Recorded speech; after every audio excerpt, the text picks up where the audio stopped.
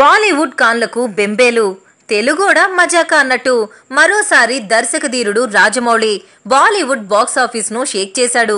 తొలి రోజే బాలీవుడ్ లో రికార్డ్ వసూళ్లు సాధించింది. అంతేకాదు నిన్నటి వరకు బాక్సాఫీస్ కింగులుగా చలామణి అయిన ఖాన్ త్రయాన్ని కంగు తినిపించాడు రాజమౌళి.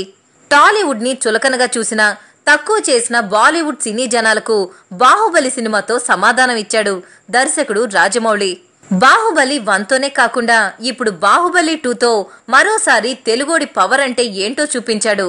ఇప్పటి వరకు ఏ తెలుగు సినిమా చివరకు బాలీవుడ్ సినిమా కూడా అందుకొని తొలి రోజు కలెక్షన్లను బాహుబలి 2తో అందుకొని బాలీవుడ్ వసూళ్ల హిస్టరీనే తిరగరాశాడు జక్కన్న.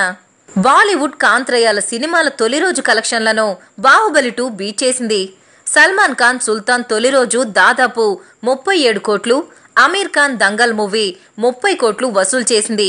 అయితే ఈ బాక్సాఫీస్ కింగ్లను దెబ్బతీస్తూ బాహుబలి తొలి రోజు 40 కోట్లు వసూలు చేసిందని బాలీవుడ్ ఎనలిస్టులు ట్వీట్ చేశారు. ఇప్పటి వరకు దేశ సినీ చరిత్రలో ఈ రికార్డ్ని అందుకున్న సినిమా బాహుబలి అంటూ రాజమౌళిని భారతదేశం గర్వించే దర్శకుడిగా అభివర్ణించారు. హిందీలో ఈ సినిమాని రిలీజ్ చేసిన ధర్మ ప్రొడక్షన్స్ అధినేత కరణ్ జోహర్ అయితే రాజమౌళిని చూసి బాలీవుడ్ దర్శకులు నేర్చుకోవాలంటూ సజెషన్ కూడా ఇచ్చారు.